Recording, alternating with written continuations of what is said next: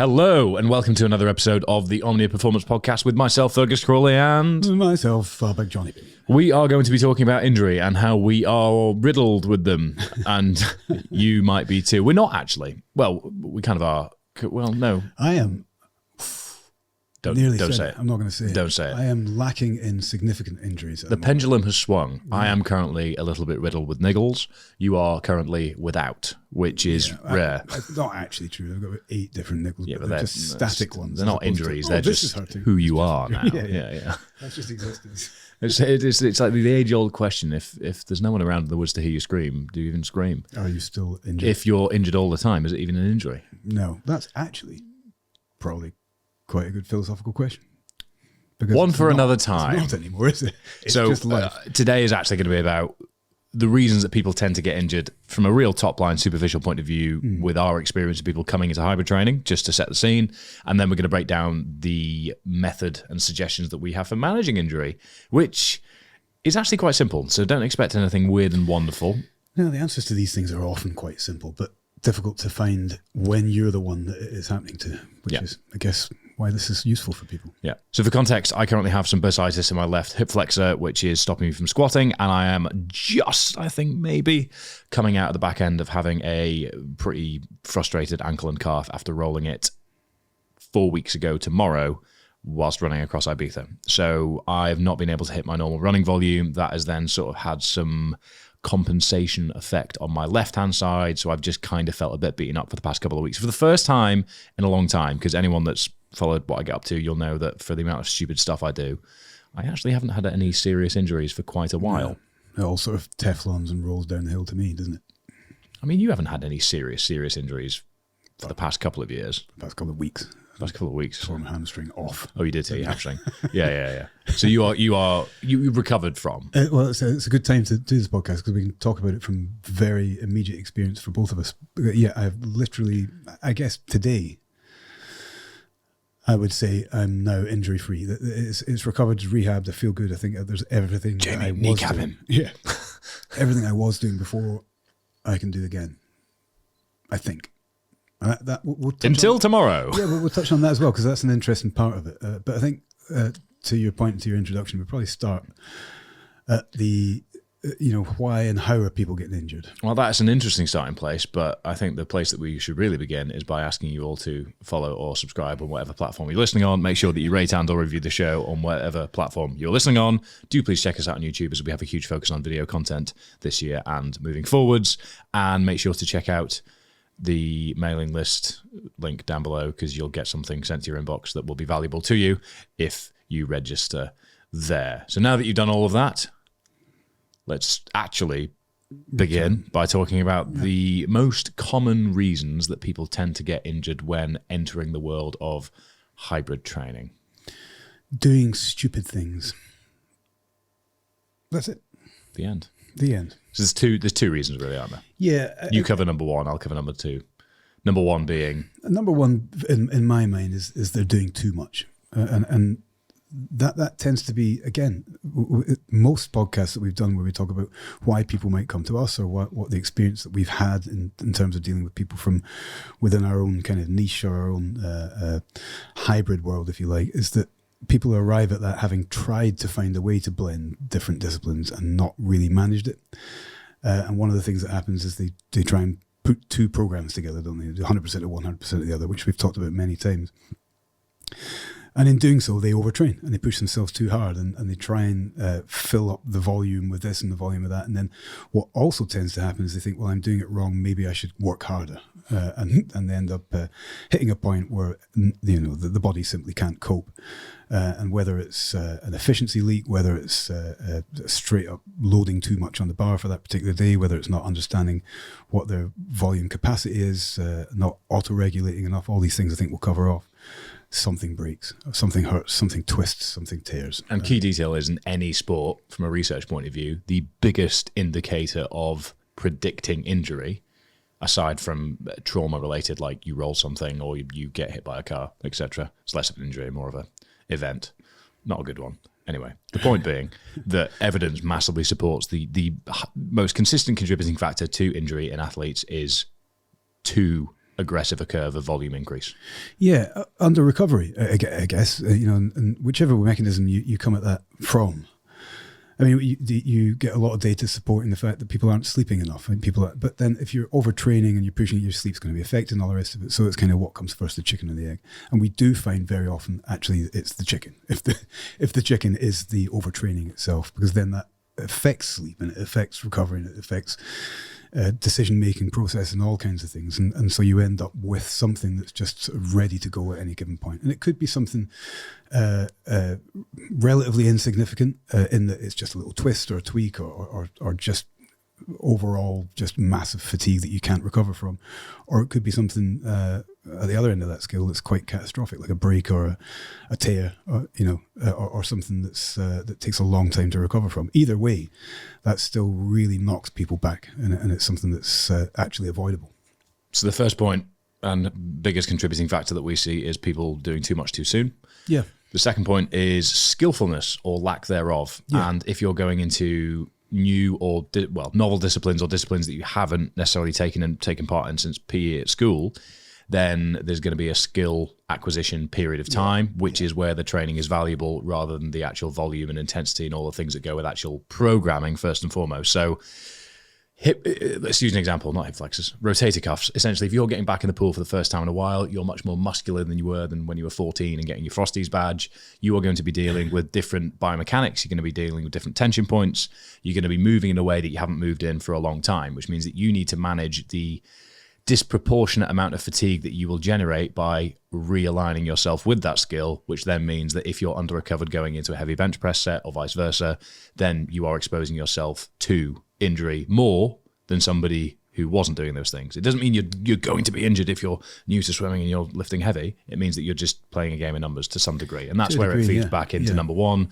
If you're doing 4 heavy upper sessions a week, along with thinking, you know what, to get back in the pool, I'm going to swim for a K every day. If you haven't swam a K in 10 years, then that's way too much volume too soon. You should actually probably go in and do 10 by 25 meters. How did that feel? Where do I need to work on things? Okay, in 2 days' time, I'm going to go back and do 12 by 25 meters. Okay, I felt my catch a little bit better there, but I really think I should focus on keeping my hips up a little bit more. I'll focus on that next time and building the blocks from there. Same with running. We're all very arrogant where we think because running is a simple locomotive pattern. Yeah, running's where it happens the most, isn't it? Because people, exactly as you're about to say, people think that they know how to run. And for the most part, they probably do if they're running to catch a fucking receipt that just fell out of their pocket or whatever, But if you're to say run a 5K or run X distance, or especially, injuries especially occur when somebody's decided to run some sprints. The actual, the application of power, the ground contact, the force applied, et cetera, that people just aren't used to at all, and very, very quickly can come a cropper. And it could be any one of, we could pick any sport really, but actually running's where we see the most injuries. It's the most popular, isn't it? We get a lot of people coming to us for that reason. I think as well, it's this isn't going to be me going, oh, barefoot shoe rant, but again, research supports that modern shoes allow us to get away with shoddy technique a lot more than you would were you in less modern shoes, for example, which means that lower limb injuries, the biggest contributing factor to them tends to be gait related, whereby if you're getting comfortable with having the transient impact point in front of your sort of going up from heel, hips to shoulders, and it's way out in front of you, all of that impact is going up nowhere. It's not going up in a straight line. It's just going straight up into your calf, into your lower limbs. Yeah. And that's where inefficient gait can lead to injuries over time. That's not to say remove modern shoes. It means you need to be conscious of how you're moving rather than just chucking your leg out in front of you repeatedly and hoping for the best. Yeah, skip ahead and talk about fixes. Is when you talk about barefoot running, you could and probably should use something like a Vivo, but if we were to remove... Ultras will do. If we were to remove any particular product, something that we've got in some of our running gait stuff when we're working one-to-one with people is have them run barefoot. And you can do that in the grass. It doesn't have to be on the bloody concrete outside your front door in the local car park. But if you're doing the concrete, you're going to know quickly. You're going to know pretty bloody quick. But yeah, if you run on something that's still giving you feedback, you very quickly realize, oh, I can't run like I do in my built-up Brooks. That it wasn't really a shoe appropriate for me. Again, there are other shoes and Brooks are lovely, but whatever. There are fixes that we can apply relatively quick with it, but most of them come down to your point, which is efficiency and actually learning the skill. without the skill base, you're running into, you wouldn't just step in the gym and say, right, I haven't boxed for 10 years, or I've never boxed before, but I'm going to get in the spar with the local hard man. You're going to ease in, learn the movements, learn the technique. But people think with running, cycling as well, sports that are sort of easily accessible. And simple in that's motion. Right, yeah. And a lot of them are. Once you get past that initial kind of bedding in, these are the things you need to know. You can learn quite a lot quite quickly. But people often don't realise that and kind of jump in quite heavily at the deep end and then find themselves drowning. I think the key point to really highlight here is that injury is multifaceted. It can come from almost anywhere. But the contributing factors we've loosely covered at this point.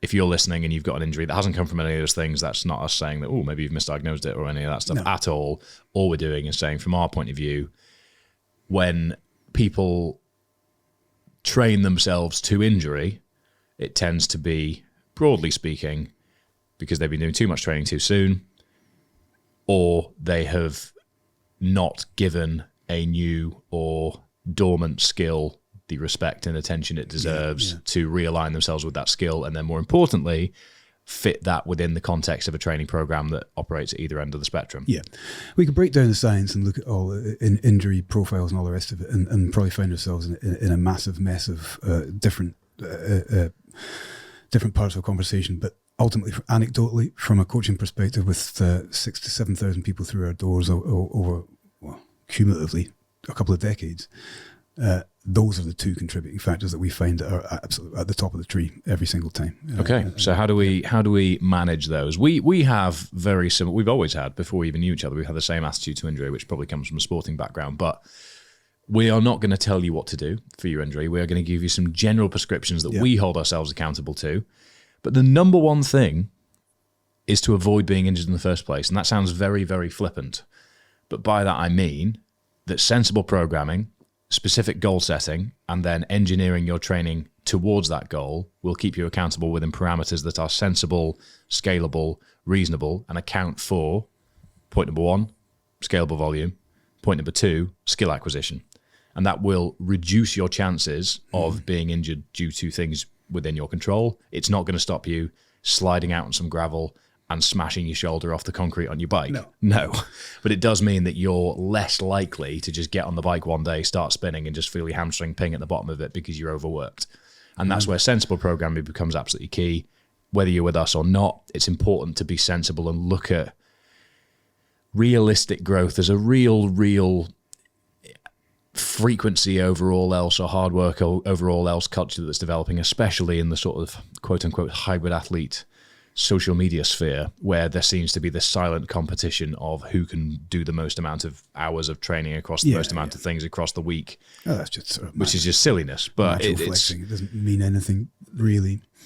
I think the thing that you've touched on there, that's really useful to kind of drive home, is this preemptive, preventative work you can do. There's no point in getting yourself to a point. I mean, we had somebody on the podcast a few weeks back in the Q&A asking, I keep getting injured.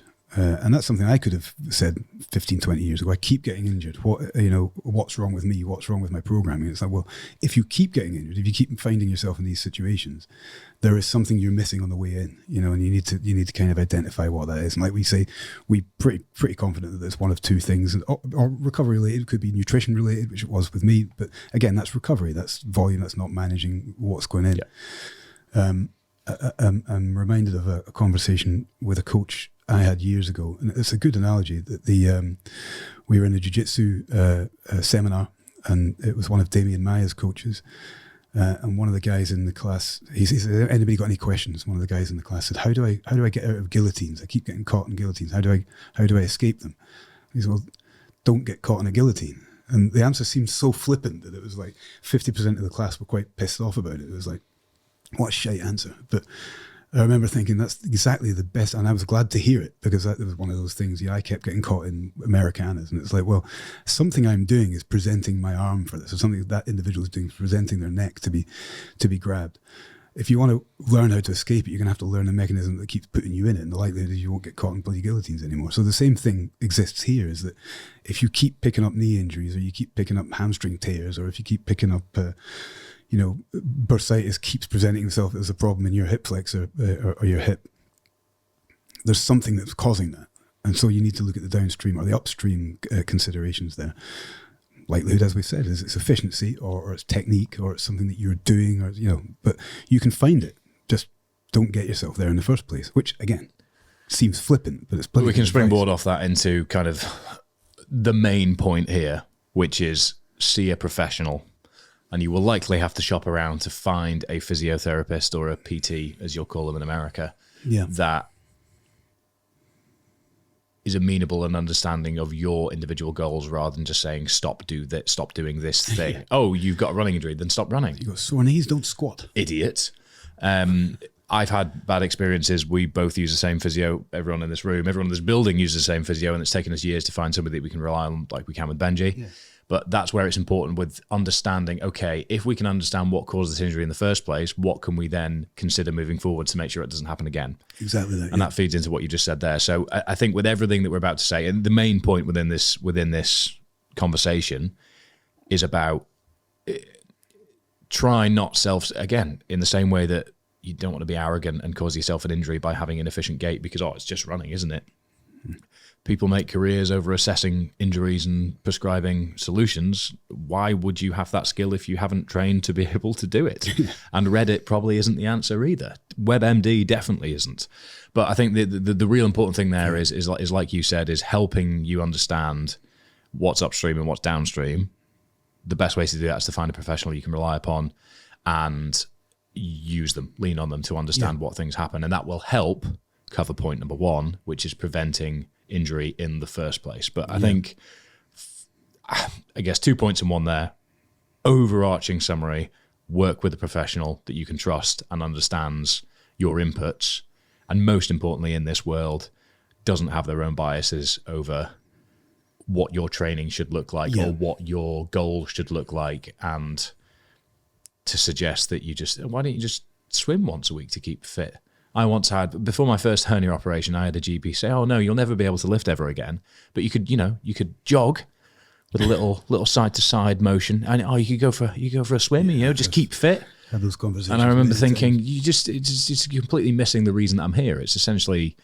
But you said something that's in there, which speaks to that conversation. Obviously, is these inherent biases. So if you've got an opportunity to speak to a professional, whether that's a professional that's going to supply you with the understanding of why the injuries keep happening, or whether it's offsetting the responsibility of actually managing that programming, which is clearly something we do, is that having external accountability, or at least external conversations when you're saying to somebody, would you have a look at this, either with a professional eye or at least with an honest eye, and tell me what you think.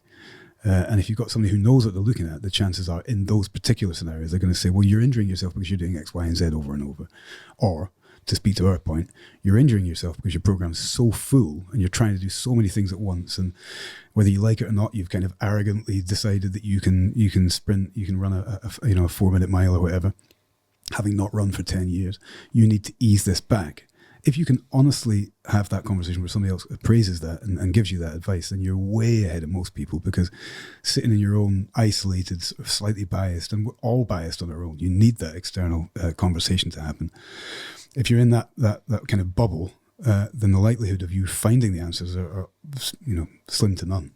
Next thing is, don't catastrophize. I know it's a very human thing to do, but essentially we speak to a lot of people. I know a lot of people in a sporting background that will pick up a niggle in an area of their body and then wrap themselves in cotton wool. The beauty of training across disciplines is that you can pivot. And I think that's been one of the best things for me over the years when I've had injury. I mean, my last severe injury was 2018 when I did my MCL. And therefore, I spoke to a professional. I got a timeline on, thankfully, just avoided surgery, and I got a timeline on what my recovery would be. At the time, you can swim from next week. Okay, let's get in the pool and try and replicate some of that obsession, metric tracking, the stuff I love about training in there. I haven't been in the pool for a while. That means you can get in, you can focus on the skill, and you can enjoy the process of relearning it. And you'll get PBs every week for a while. Then I'm going to be able to get on the bike. Right, okay, cool. So with that, I can be on the bike and moving. I can, again, focus on getting my FTP up, and I can do all these things and kind of get back out on the road bike that I haven't ridden in 4 years. And then ultimately, in 3 months' time, you'll be able to run again. Right, okay, because I'm an idiot, an ambitious idiot, I signed up to my first Ironman. And look at what's come off the back of that.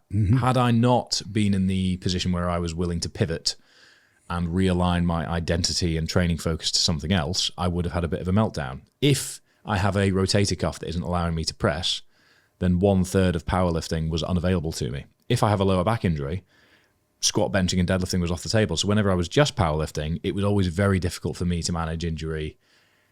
Again, this is at a recreational level. If you're a world-class 400-meter sprinter, then this is different because you are based on your sport. But I think the key detail is, if you train across disciplines, you have the ability to move into other avenues to scratch the itch that injury is currently preventing you from scratching and apply it to something else, which is a position that not as many people are in because they are often single disciplinary or monodisciplinary, shall we say.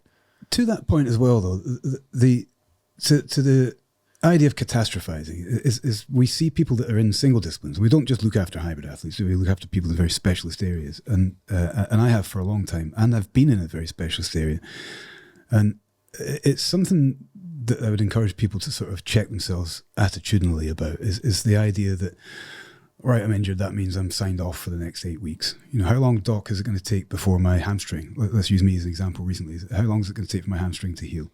6 to 8 weeks before you're really going to be able to start putting it through its paces. So really 12 to 16 weeks, probably before you're back at where you first started, in a position to now move forward with that training. All right, well, fuck it, I've got 4 months off now, that's it. I might as well just get fat and drink and, you know, I'll just return to training. And you think, no. Again, to use myself as an example, over the course of that rehab period, I've actually enjoyed probably some of the most productive training that I have, and you've witnessed it in months, in that it's given me a reason, or it's given me the programming space, if you like, to look at the other kind of niggles that I've got, the fact that, you know, I've got a tight shoulder and there are overtraining things kind of picking up everywhere. The hamstring was the kind of the tip of the iceberg, but it's telling me, okay, what is it you're doing wrong elsewhere? So I've changed the way that I trained a little bit. I've used the opportunity to kind of build up some on some weaknesses that I had. The elbow pain that I had's gone away now because I've been managing it a hell of a lot better rather than just trying to kind of force my way through training. But more to your point, because I couldn't run and it was difficult to walk really, what else can I do? Well, I can get on a bike. And I did get on a bike, and over the course of that time frame, my FTP went from being relatively pedestrian to really quite good, simply because of the exposure to that sport. Well, what does that do for my running? And specifically for me, the fact that it's kind of extreme mountain ultras that I'm focused on, the amount of power that I can put down there, the focus that I've got through my quads, through my et cetera, et cetera. I know now that I'm coming back out of that injury and I can actually apply myself back to my sport, which is relatively specialist in my case. The power that I can put down going up hills, all of it has been beneficial, all of it. So I can look back and track back to the injury and say, well, that's actually bloody useful because it's forced me to focus on some really important things. I pop out the other end. I've got some skill fade. There's a little bit of rust there when I went on the hills at the weekend, and there's a little bit of rust there. But aerobically, I kept up. Muscularly, I kept up as much as possible. I didn't let the opportunity slip. And I actually enjoyed it. So the whole thing became an opportunity for growth. Now, that sounds a little bit woo and a little bit woolly, doesn't it? But I think everybody should be looking at it like that. And sometimes that does come back to the coaching conversation, mean that you have to externally look and have somebody kind of help you see that. But for the most part, I've been lucky enough to have that attitude with all the injuries. And I've had a shit ton, as we know, of injuries, scores and scores of them. But every time I've come out of it in a position of strength. Now, like I say, skill fade is a frustration, but as long as I can apply that back in afterwards, I've come out better and better each time, much better psychologically as well. So I think that all feeds nicely into, in a strange way. Yeah. I think that is the assessment. Is right. Okay, what is the injury? Work with a professional to ascertain what can't you currently do. Yeah. What can you do? What can you do is the important I've part, got a lower body injury. Where is it? It's in your hamstring. Okay. You might be able to do leg extensions because you're eccentrically loading through your quads and your hamstrings are going to be pretty well protected. However, you might be putting a bit of pressure through your hamstring on the padding of the bloody seat, which could aggravate it. So if it aggravates it, this is the main point that we want to really hammer home today. If it aggravates it, don't do it. If it doesn't aggravate it, do it. I think this is the real fight against the cotton woolization of injury is if your shoulder is bothering you, then how do you work around that to continue to get as much stimulus across as many aspects of fitness as you can without aggravating the shoulder? Yeah. Because a lot of things can settle with time. Some things require a lot more attention than that, obviously. But with day-to-day niggles rather than big injuries that require a lot of attention, easing off can often be the thing that helps things settle so that you can then assess, right, what do I do moving forwards to make sure this doesn't happen again, feeding into what we've already said. But like you said, you did a lot of quad-loaded work as your hamstring developed after about 3 weeks or so. You were doing time on the bike because it wasn't too much of a pull at the bottom position because of where it was in your hamstring. But if you just said, I've got a lower body injury, I'm gonna avoid walking, I'm going to avoid the bike. Well, then you're just all cardio because you're just leaving everything on the table, aren't you? That's the thing. So it's with my case, I haven't been able to squat with a barbell, any variation of, but I've been able to single leg squat, unfortunately. I've been able to belt squat. I've been able to leg press as long as I don't open my quads up too much. Open my hips up too much, which means I can get stimulus. I can hold on to muscle mass. I can get some sort of strength adaptation. Is it as much as I enjoy back squatting? No. But is it stuff that's going to help me when I can get back to back squatting by working with a professional to determine how to move things forwards to be there? Yes. Yeah, does it mean that I'm pushing through the pain, ooh, rah, brah, pissing off my hip flexor every week? No, I'm doing everything I can to avoid exactly that so that it has the opportunity to settle while still getting stimulus elsewhere. Are there a few movements that I might feel a little bit of an exposure to it and I think, okay, call it there, job done. Ego at the door, thought that was going to work, it's not working, right, call it there. And I think that's what a lot of people get wrong, is that they panic and don't have confidence that it can continue to train without potentially making their situation worse, which again is sensibly cautious in many ways. No, there's a good reason that happens in your head. It's you're psychologically protecting yourself. All those things are good, but that doesn't mean stop. It just means these are amber light warnings, not red lights. Most of our listeners will have a proclivity for a sport or two, even if you're a gym bro. And you're just a gym bro, then it might mean, okay, I'm going to spread out each of my body parts over 5 days a week rather than do sort of things this way so that I can get frequency and stimulus. That's an important part of my day, but not go and do the same amount of volume in every session in just my upper body as I was doing before. And maybe twice a week, I'll throw in this movement for my lower body or this movement for my lower body that doesn't piss off a specific injury. And I think that's all the advice that we are ever willing to give is determine what is pissing it off, try and avoid those things. If there's anything that we do that then pisses it off, make a note of that, stop doing it there and then, and avoid that thing. Try and work with a professional to ascertain what the issue is, what can we do to fix it, and how long do we need to avoid the things that are currently pissing it off. Yep. That's kind of the approach. It's a good approach. Brackets, not medical advice. Yeah, very much not medical advice. And what I'm about to say is definitely not medical advice, but an interesting thing to note that you can speak to a professional about, for sure. Benji, you mentioned already, is a good example of being able to have these conversations. And we can have these conversations together. You can reach out to other people that have been injured. How did you feel? It's really important to do that. But learning the difference between pain and discomfort is very important. Yeah. You'll know this from your own experience recently and many experiences before, is that, and again, to go back to the hamstring, it's the most recent thing that I've had going on, is that you will feel it. On the bike, I'm feeling it. But is that pain or is it discomfort? Is it telling me it's there or is it telling me to stop? And that's something that I find from a coaching perspective, we come up with quite a lot. Oh, but I can still feel it. Well, yeah, you're going to feel it. You tore it off the bloody bone. But, what does that mean right now for you? Does it mean we stop? No. Does it mean we're cautiously moving forward? Perhaps, yes. So all these things have to be kind of looked at professionally and understood. But I think the advice you just gave is perfect. It's just that cautionary understanding of what's going on, that kind of externalizing or triangulating that evidence and just saying, okay, so I'm not a professional, I shall speak to one. If I can get some good advice, then that does not mean stop. It means go, but use these detours, and if you can do that, like I say, from I was going to say bitter personal experience, but no, it really genuinely has been positive personal experience almost every time. I've had my leg with pins in it in a cast, like drilled shut, and still put my foot on a skateboard so that I could use the rower. It seems ridiculous, but there's a way around these things. I know lots of guys who will do similar things, but I know lots of guys and girls who just feel, well, I can't train. And my knee's in a brace. I mean, how could I train? Yeah, but I was in a wheelchair, pulled myself out the wheelchair, sat on a hand bike. It's like, well, there's always a way to do something.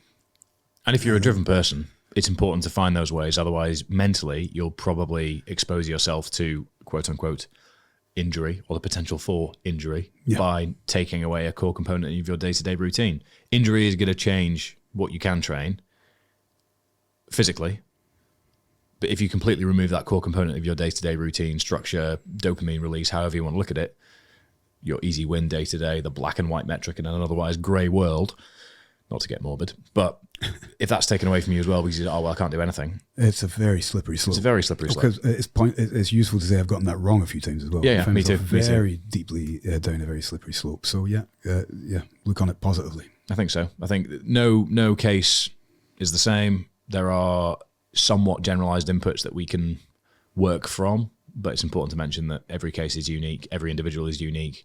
The real core recommendation is work with a professional, avoid things that piss off the affected area, and kind of always have an open mind to what else you can be doing. Yeah, I think that's good advice. That's all we can really say. But it is not the first thing you should try and do is have a sensible foundation of sustainable and logical programming towards specific goals. Yeah. This is where don't get constant randomization, constantly working hard, doing this class, that session, this bit here, that bit there, and just sort of training hard for the sake of training hard will probably catch up with you at some point unless you're an absolute genetic phenom. Yeah. And they are out there. But if you're listening and you're one of those people, then I'm very envious. Yeah. And again, people might be listening to that and be like, oh, shut up, Fergus, you're clearly... And it's essentially like people, when I'll do a full week of training and breaking things down, people are often surprised that, oh, it's not 3 sessions a day every day. Mm. It's actually spread across the week a little bit more sensibly than I thought it would be. I thought you'd just be doing swim, bike, run every day because that's what a triathlon is, isn't it? It's not this, again, the reason that I believe that with all the silly things that I've done over the years, which logically exposed me to injury quite aggressively through having you manage my programming and always sort of reining me in and making sure that things are sensible, adhering to changes as and when I feel fucked, is the reason that I've had a good run without, I haven't had a serious injury since 2018. I have niggles at the moment. I'm managing niggles, but there's only a few movements that are off limits. Yeah. And that's great. And the only thing that stopped me from running... Very extreme outcomes. And the only thing that has stopped me running recently is because I rolled my ankle on a speed bump, not because of because that was training. That's one of those things you said is just a sort of an environmental, anomaly. There's nothing you can do about that. And the key 2018 to now is you've been working within the parameters of how we have described the A to B of this particular podcast. Is always stay away from that excessive volume. Keep analyzing. Keep looking at it. Don't catastrophize. Externalize the data. Have people look at it. All those things. So it's a good example. Most importantly, have found a physio in Benji that I can trust, I can turn up to without sending over a big brief docket beforehand. He just goes, okay, what have you been up to? Yeah. Right, okay, interesting. Okay, where's it hurting? How about this? How about this? How about this? Okay, that's not what I expected. Let's do this. Right, okay. Logic says to me that this is the issue. This is how we fix it.